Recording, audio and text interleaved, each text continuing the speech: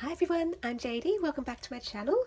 So it is Saturday, so here is the next installment of The Art of Mental Health, where I read out a chapter once a week. So for those who don't know, this is a book I wrote about my journey going through depression and anxiety back in 2015 and 16. So this is all about what I learned and everything that I thought and felt during that time, and what I learned and how I overcame depression and anxiety. And I hope that this is just helpful to let people know they're not alone in whatever struggles they face, and to help break that taboo about mental health issues and that kind of thing, because there's just absolutely no shame in struggling, and talking about our struggles and all of that kind of thing. And often we have the same very real human struggles. So this picture here, I think I've done 3 chapters so far, so I'll link the playlist below in case you want to catch up or you missed the previous ones. But basically it flows on, it's kind of chronological. It shows my drawings of the drawings that I did through that time to express my thoughts and feelings, and then I've just added the chapters at the bottom so that it can kind of create a bit of a narrative of what I went through and how I got through it. So yeah, I hope it's helpful. This one is called I Don't Fit Anywhere and Embrace Your Shape. Sometimes I look around and it feels like everyone has their place. They know who they are and where they belong, and everyone else knows this about them too. They are neat, clearly defined shapes fitting perfectly into holes made just for them. Then I look at me and I feel like a ridiculous, giant, jagged, ugly piece, and I don't fit anywhere. Sometimes I try to mould myself into a different shape and fit into a hole that isn't made for me. I'll see a circle and want to be a circle and have their personality. I'll see a triangle and want to be a triangle and have their talent. I'll see a square and want to be a square and have their status. And all the while, I'll keep trying to see what fits. But I'm learning to embrace my jagged edges because they mean I can fit into more than one hole. I'm learning to work with my edges so I can fit into the holes made for my shape without comparing myself to others or wanting what they have. Instead, I can appreciate all the different shapes and what we each have to offer. So this is kind of my lesson in comparing yourself to others and how I got through that. My whole life I always wanted to fit in and felt like I didn't, basically. I always wanted to belong, and I tried to change myself and impress people so that people would like me and I would be in and fit in, and just never quite worked. My whole life I tried doing that all through primary school, high school, even after that. And then finally, I just had this phase of my life where it was really intense, where I was just looking around at everyone around me and just thinking, I want to be like that, or I want to be like that. And so I just had to learn, no, that's for that person. That's their personality, that's their talents, that's their strengths, that's their place they're meant to be. And that's good for them. That's great to see them being where they're made to be. It's just so great to see people knowing who they are, comfortable in their own skin, and owning it. It's so wonderful to see that.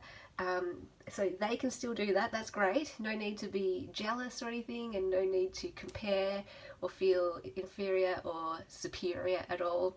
That's just great that they do that. And then what I just need to work on is just focus on my own self and just find out my own, strengths, personality, talents, whatever it is, and find the place where I'm meant to be. Just it's that everyone knows this message, right? Sounds cheesy. Just be you, just do you.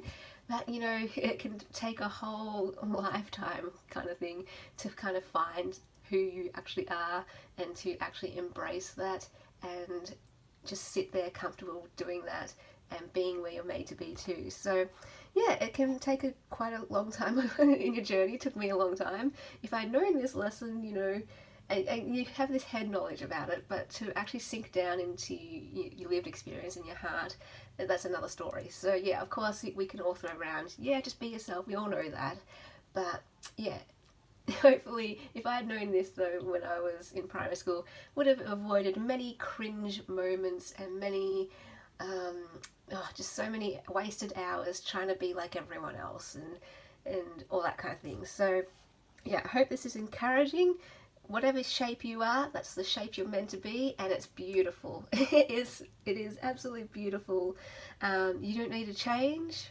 You never ever need to change. I don't want you to change. No one change.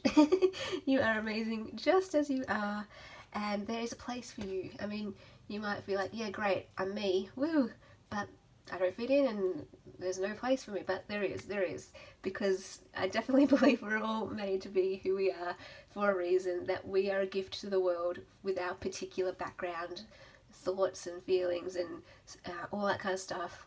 There's no one like you, of course, we all know that too, and we can just like roll our eyes at that. But if you really, really get that truth, you really, really get it, we need you. We need you in this world, because if you turn yourself into a square when you are a circle, well then we miss out on all of your circular wonderfulness. We need the circles in the world. We need the squares. We need the diamonds. We need the triangles. We need you all. And you know, we all have our own unique shape, and we need it. That's why you're that shape, because everyone else needs it. That's how I kind of see it. Like, that's my core belief, that who we are is a gift to each other, and where a circle can be a gift to all the other shapes, a triangle might not be. But a triangle could be a gift to these shapes, or I don't know, this is a really weird analogy or metaphor, but anyway, yeah. Overall message: you are awesome just as you are, and you are so needed just as you are. There's a place for you, and you add so much value to the world by being who you are. As soon as you try to be like someone else, you diminish your value and you diminish the gift that you can give to the world. So be you. It's really, really important, if not just for you and your own joy in being who you are, but for everyone else, we miss out on that joy too. So anyway, be you.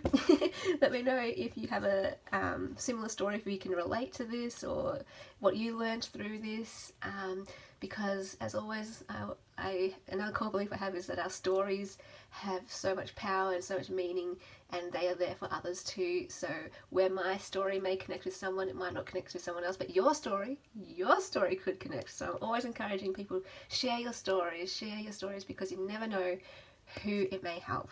Alright guys, thanks so much for watching. I'll see you later. Bye.